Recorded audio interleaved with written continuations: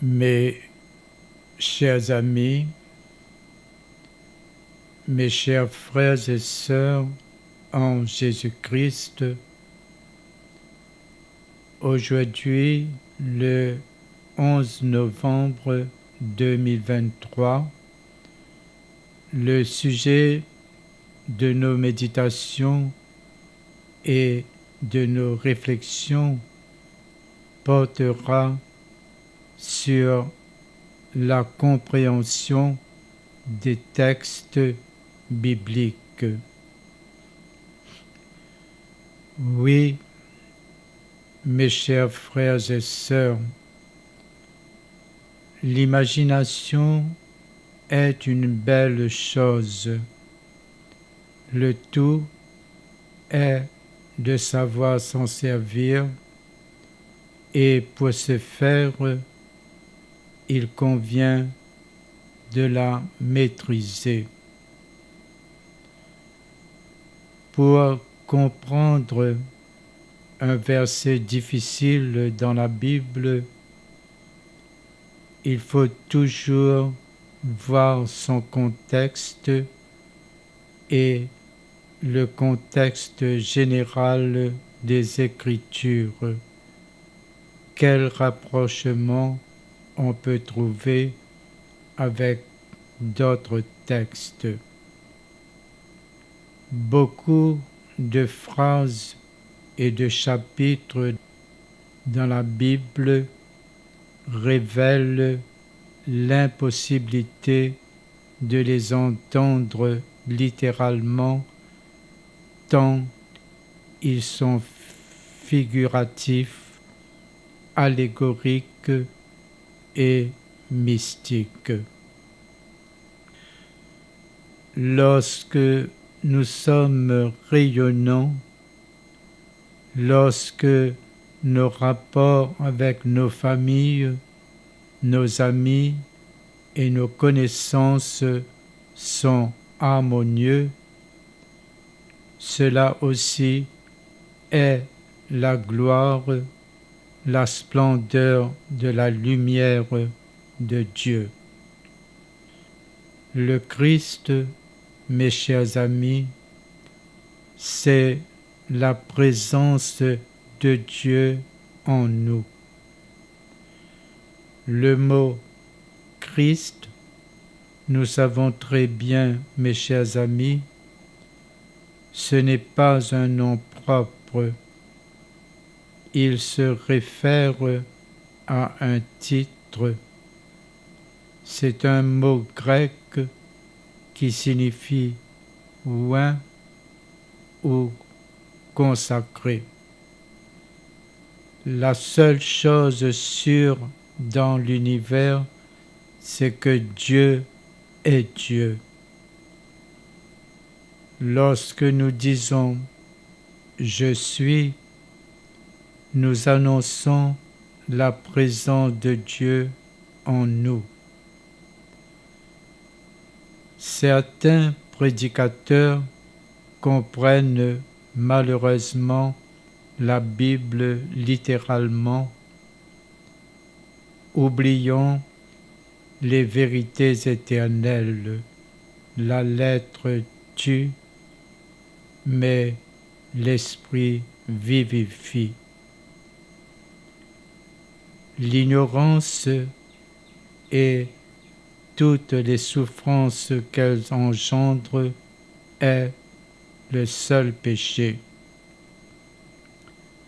Oui, mes chers amis, sans allégorie, nous ne pouvons pas comprendre la vie,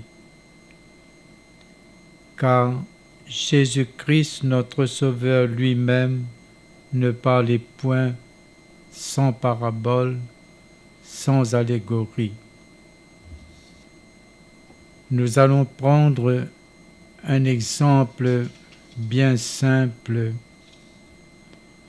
dans les versets de la Bible, Proverbes 7, 4, 13, 16, 18, 26, 27.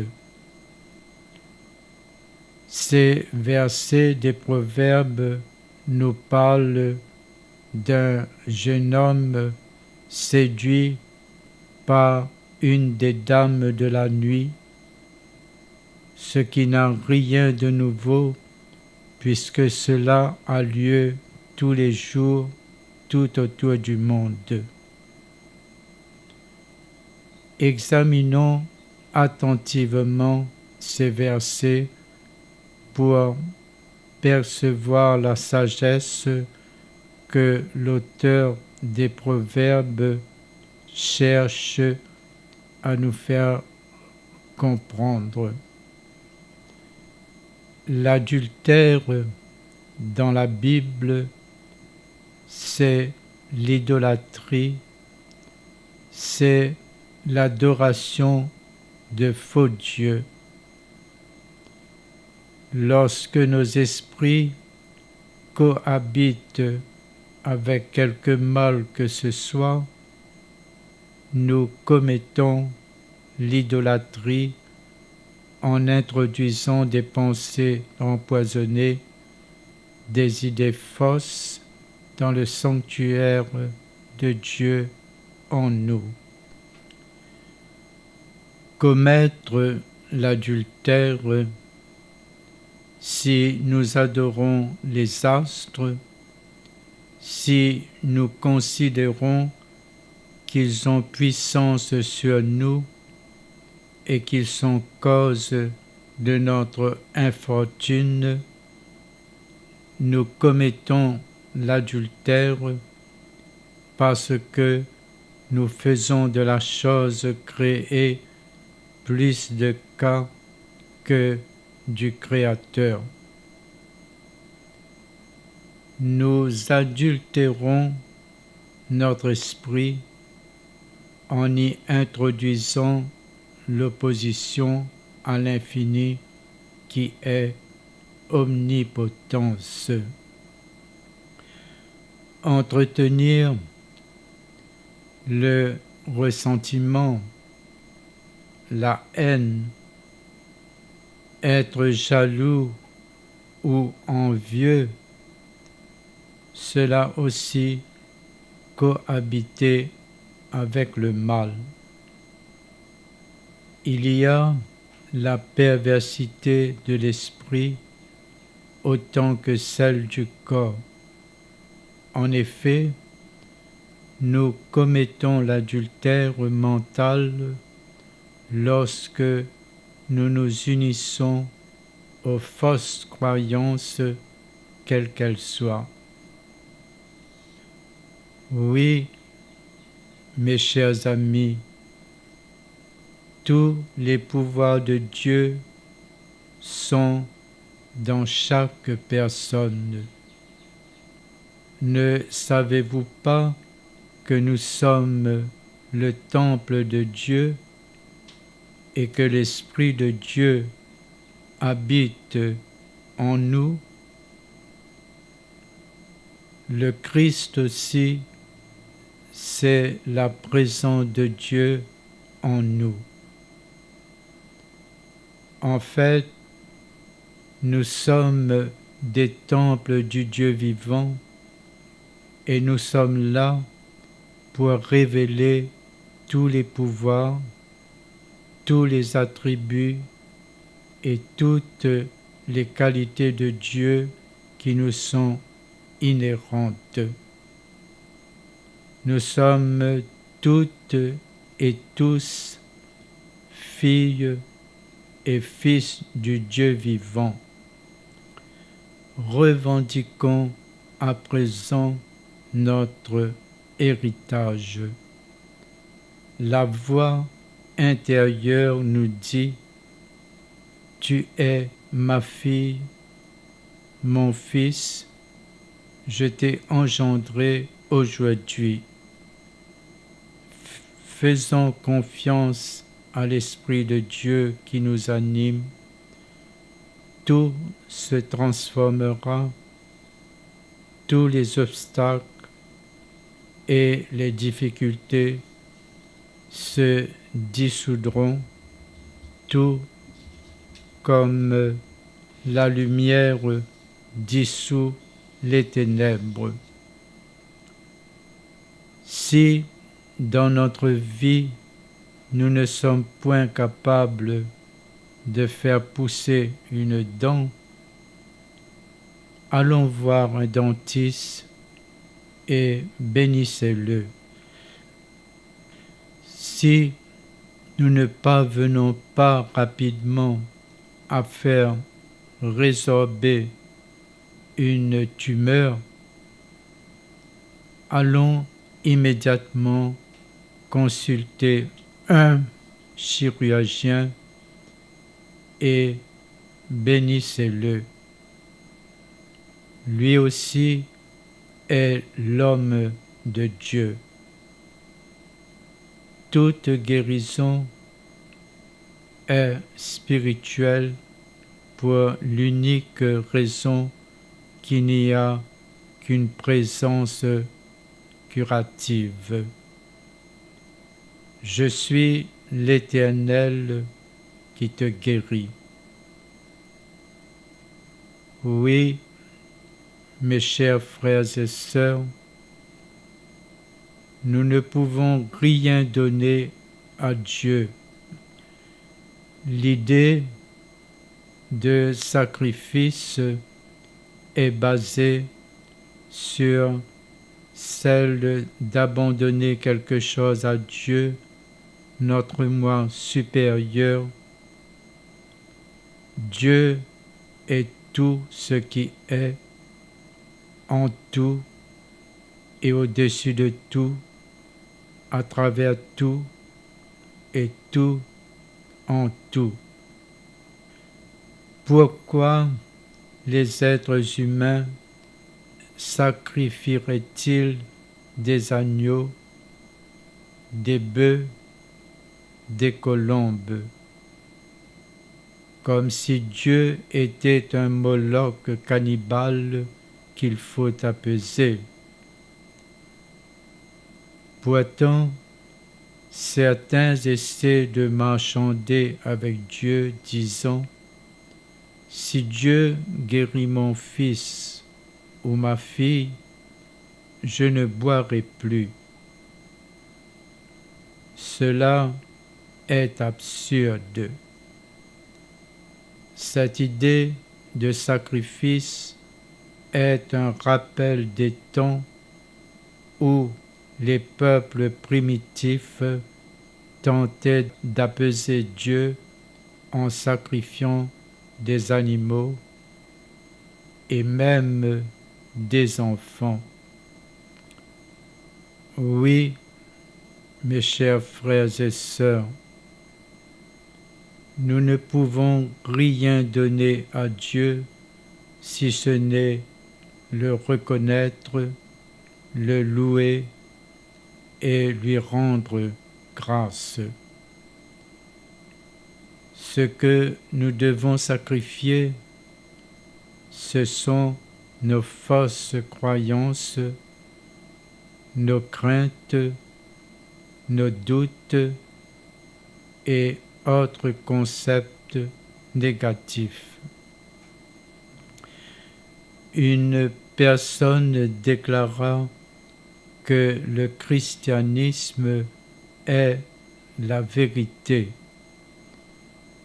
Une autre pensait que c'était le bouddhisme et une autre personne hindoue croyait que Gita contient toute la vérité.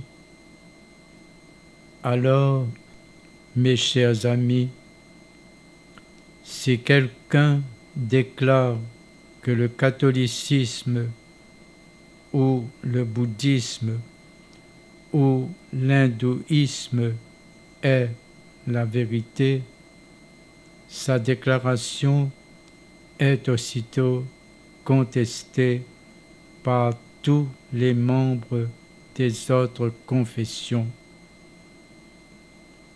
Car la vérité, c'est Dieu.